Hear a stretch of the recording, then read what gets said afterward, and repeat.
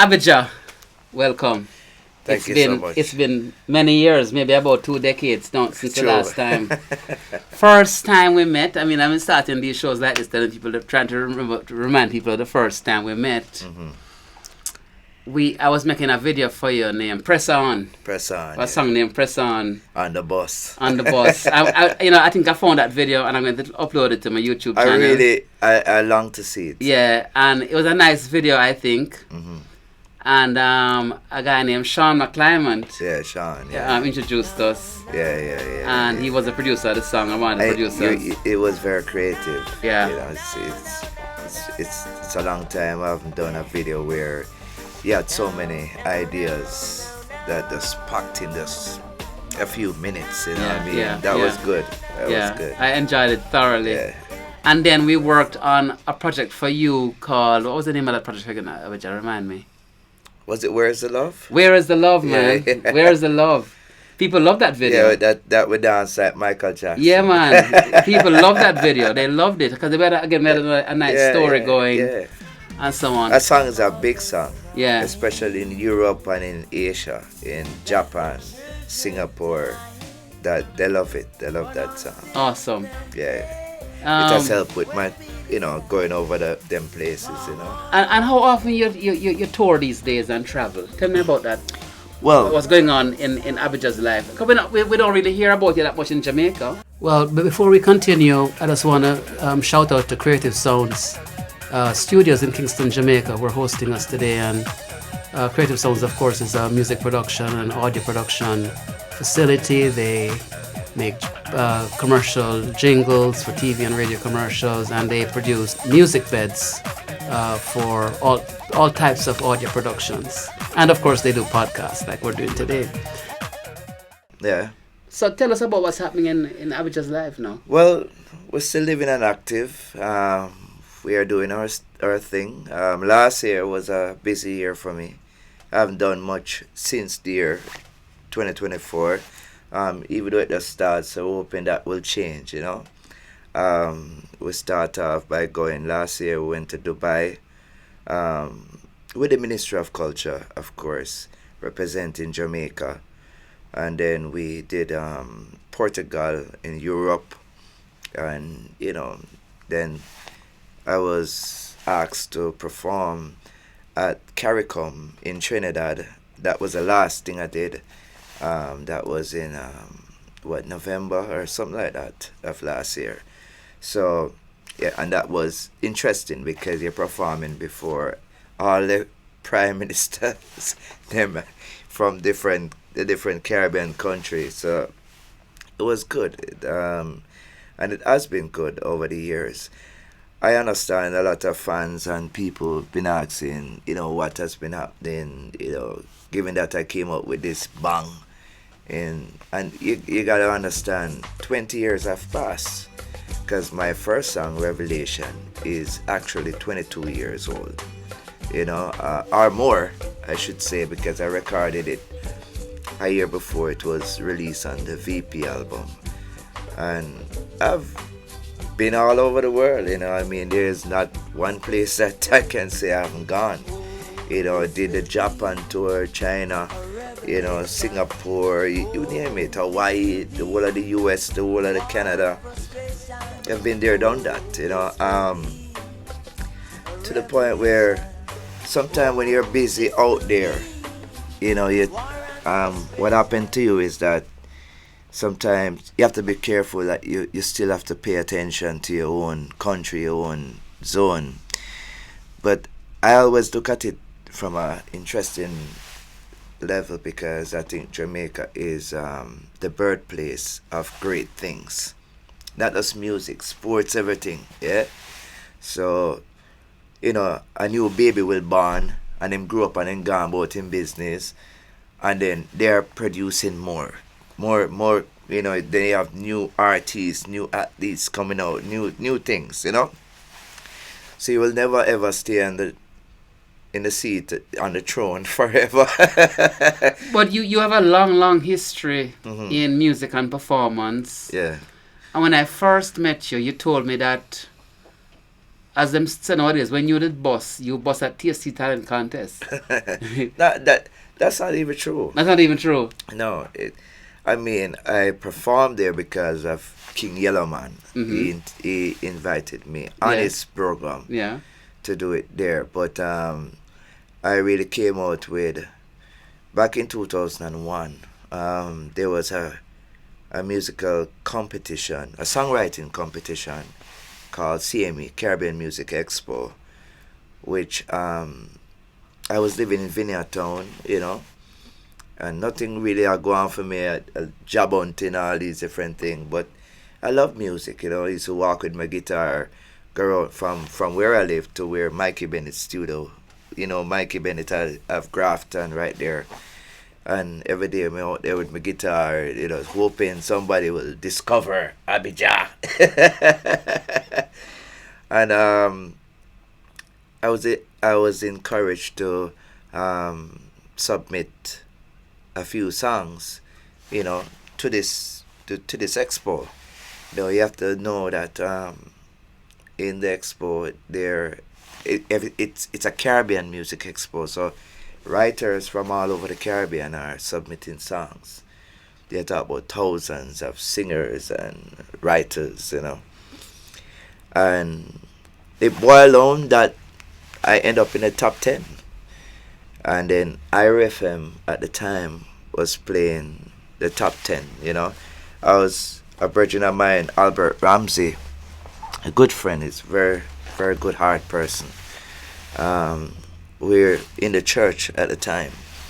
So he decided to help me with the track from a financial production level. So we talked with Mikey Bennett, we pull all the best, and I submit 4 songs: Where Is the Love, the original Where Is the Love, Fall to the Ground, Stand Up on a Rock, and I was like, there's something else that I feel like is missing. So I wrote Revelation last, and they built it up. It almost never made the thing. And I made it, long story short, I made it in the top 10. They start rotating it, people voting. Came down in the top 5. And I may win. The whole Caribbean. And Revelation was a beautiful, beautiful song. Yeah. And the video was very, very well done by Ras Casa. Yeah, Casa. Casa is a good Tell me if you remember director. how the process of making that video went. I don't know if you recall. This is a long time ago. Yeah, I do to some extent, because my daughter was in it. She was just 4 or 5. She's a big girl now, big woman, and I think we went up to Halliwell, and we had. What was interesting, what caught my attention was how Rascasa was able to pull it off, because the video started off by him videoing from inside of my guitar. You remember that scene that you actually see the guitar string on my fingers playing, and the camera just come out and I was standing there. That's awesome work, and very powerful. So of course Revelation did very well for itself. It went number 1 almost in every country around the world. It did very well in Jamaica. It was number 1 for 6 weeks in Jamaica. Number 1 in Europe, number 1 in the US, number 1 in England. It did very well, and it has cemented my name as a household name. So even if people still not hear about Abijah, people will know who Abijah is, because they will associate that with Revelation. Of course, there are many who thinks it's just a one song we come with, but if they check my catalog or take the time to check, they'll see that there's a lot of other hits, because I've had several other songs that went number 1, not in Jamaica, but in different parts. I was even featured on DJ Crush. He's from Japan. He's not a singer, but he's a producer that makes sounds, creative sounds, that he has worked with some of the greatest, like Elton John, Janet Jackson, and I was featured on his album with a song named What About Tomorrow? And that project was dedicated to the World Trade Center that fell in the US. And that album went platinum, in Japan, you know what I mean? And Well, it's a huge market. yeah, and it causes me to tour there, which was very good. Also, and then I've somewhat take a twist and start trying to learn the business, and want to get involved more in the production side of it too. But before we go there, we'll touch on that. Yeah. You mentioned that you did some work for the Ministry of Culture, and a long time ago you did some work for the Ministry of Tourism. Yeah. Tell me about that. Well, that in itself, I was the poster boy, them say, for the Jamaica Tourist Board, which I did the commercial One Love, the Bob Marley One Love, welcome to Jamaica and feel alright kind of thing. So that's shown all over the world. So that was another cement for the product Abijah, A lot has happened. And I'm grateful. I know there's a lot more room for improvement. I know a lot of people want to see far, far more from me. And it is something that I'm more focusing on now. Going through family life, going through... It has not always been glory days. There was some rough times, some struggles, There was different big gaps where there's nothing going on, and you're wondering what happened. What's going on, Everybody thinks there's a better roses out there, No, it's not. You're talking about this moment, things are good, and next time, you're just sitting like a duck, and if you're not strong as a person, it can depress you. It can have a, if this is what you choose and it's momentary, it's not stable. If you're not strong as an individual, it can do something to you. Is that why you decided to go into other aspects of the music business? Part of it, but from a different perspective, I always wanted to do that. You know what I mean? I admire a man like a Babyface, and not every song you write, for yourself, you should be the singer. And so I've always seen myself. I've written songs that I've written for myself, and I had like Nadine Sutherland who sang on it. Love Can Change the World. I've done songs with Pinchers, same approach. One of the most interesting one was when I met Tevin Campbell, R&B singer, in Boston, Massachusetts, and I've written Overcome, and I wanted to approach Nadine again with that song. And I was very close friends with his cousin Tequila Cook, and she introduced me to him. And I came back to Jamaica, built a track with Dalton Brownie and them guys, Rest in peace, Dalton. And took it back up to the States, and we recorded it. And it turned out to be a beautiful song, and you can find it on YouTube, Overcome, featuring Tevin Campbell. What is your process? And everybody know Tevin Campbell. Yeah. What is your process when you're writing? Where you get your inspiration from? Is it how long it take it to produce a song lyric, and how long it take it to produce a finished song, a finished piece of work? There's no set rules. There's not.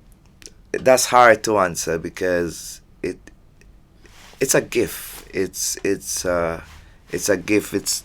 There's no set thing, you know. I can write a song in a week and I can write a song in 5 minutes.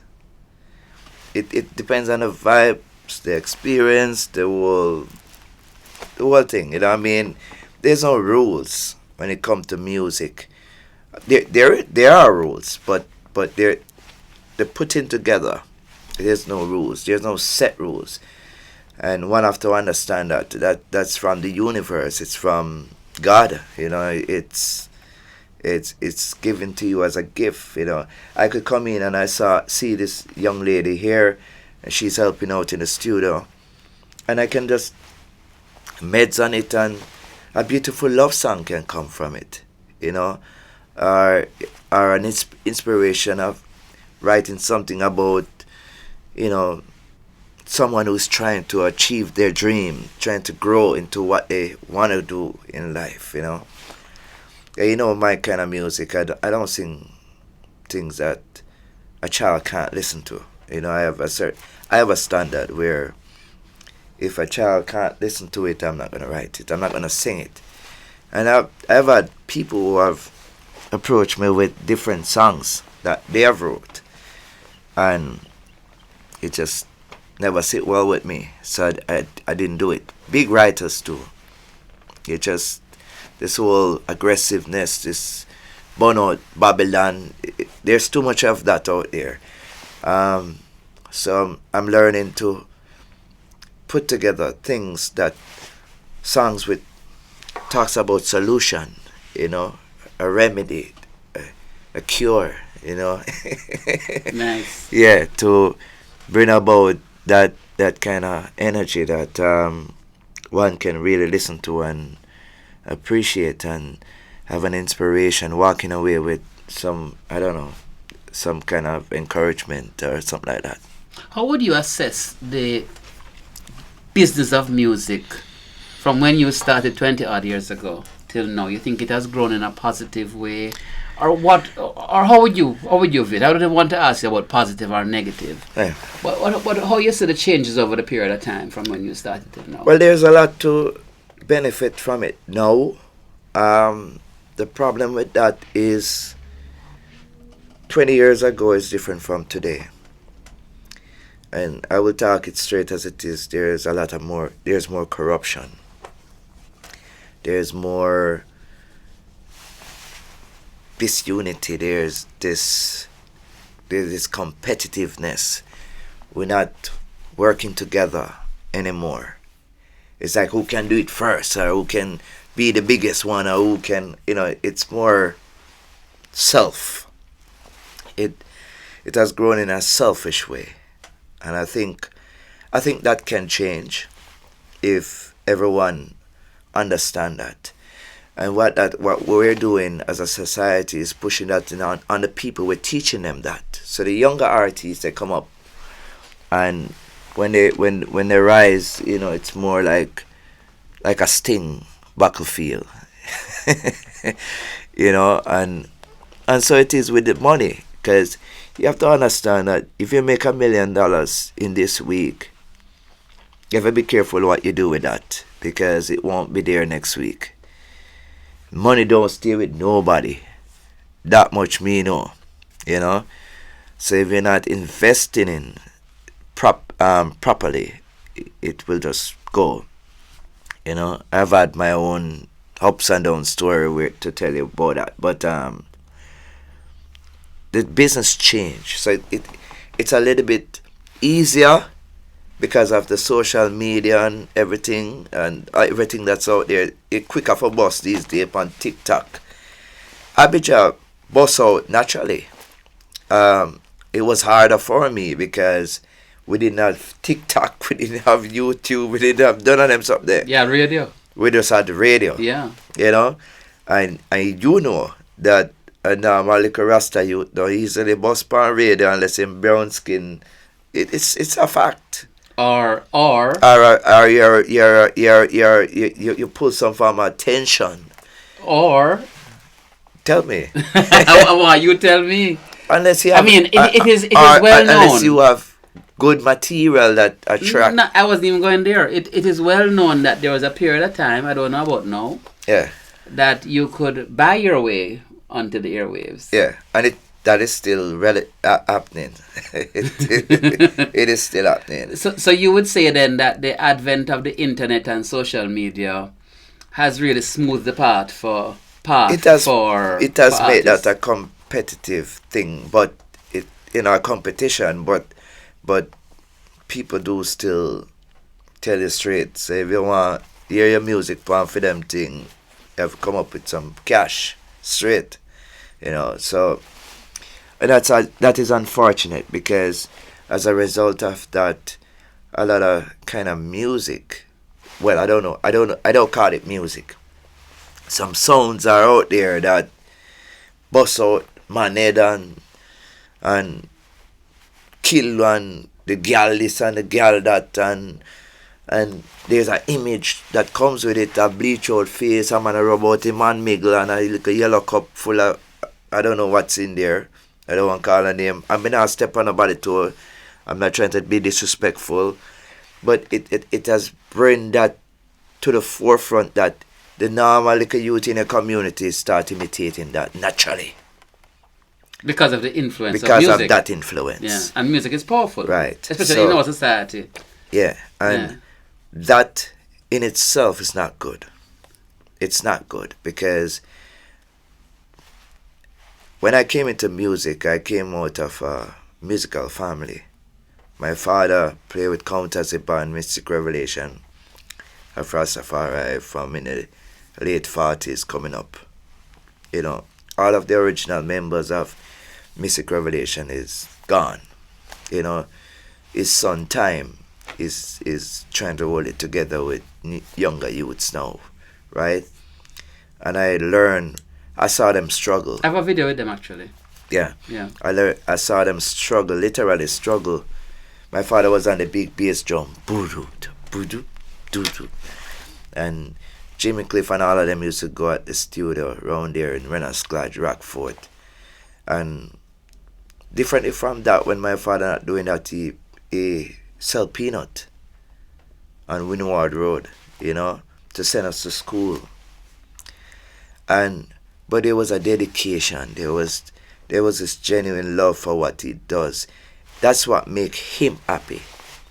Away from his kids and his family, it was his joy to just play the drums. Devotion.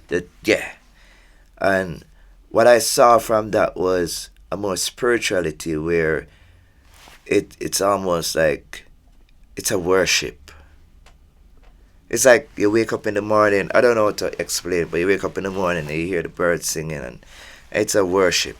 It's a worship to the Most High, So to me, music should be about that, Whether you're singing a love song, a conscious song, or whatever, social issues, whatever, it should be a worship, not a competition, not something to degrade or you have to send the little pitney in one next room because you can't make him hear that.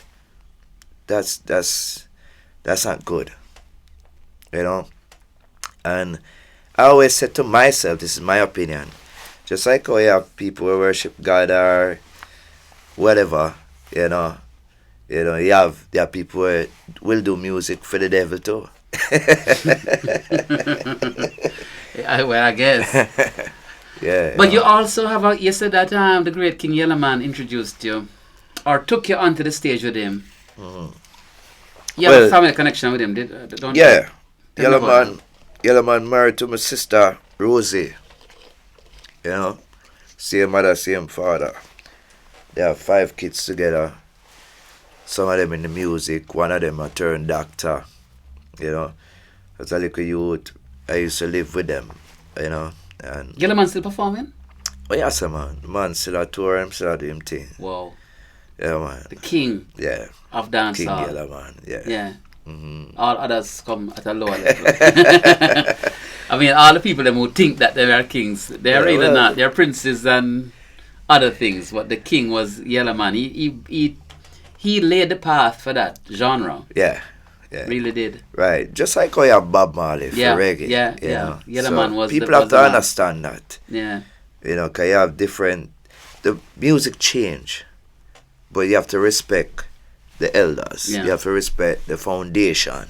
The people who laid the path. Yeah. Who laid it down for you. Yeah. If it wasn't for those people, where would the generation now That be? is true. Yeah, so for sure. we you give credit where credit due, you know?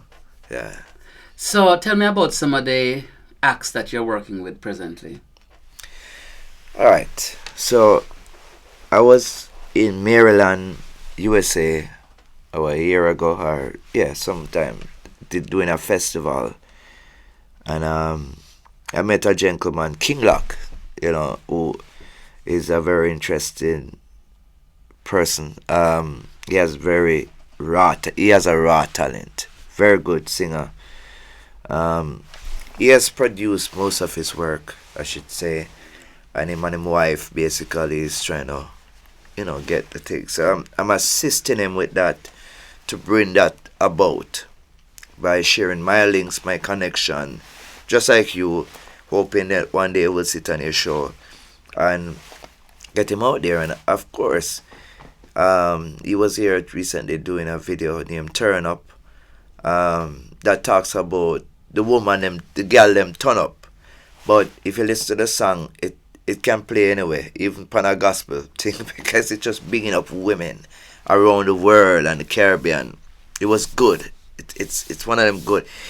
And that's one of the interesting thing I want to talk. Sometimes we can be hypocrite to what we are doing, because we burn out some little dancehall thing and say we're ready for lock off them thing there. But when it come to all, what you call that? Soca. You know, and nothing is wrong with that, but it's just the kind of lyrics that you put in it. So yeah. But him have other great songs. Him have gospel. Him have a love song right now where people just love up in Jamaica, and you know, I know he has been getting a lot of love and a lot of feedback from that. So that's you one of haven't the really written projects. for him or produced him as yet.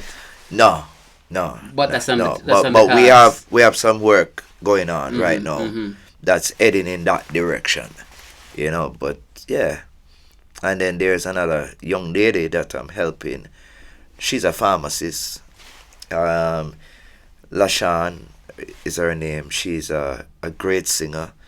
When we did the launch at Comfortania for King Loock for its video launch, I invited her to sing, and she did well. The crowd loved her, you know. So the first track I'm gonna do with her is a cover that was done back in the days by Marvin Gaye and Tommy Terrell. Ain't Nothing Like the Real Thing, you know that song? Ain't Nothing Like the Real Thing, baby. So I made that track already into reggae, you know, and I see it fit in her voice. She has that range, so I'm gonna do that with her.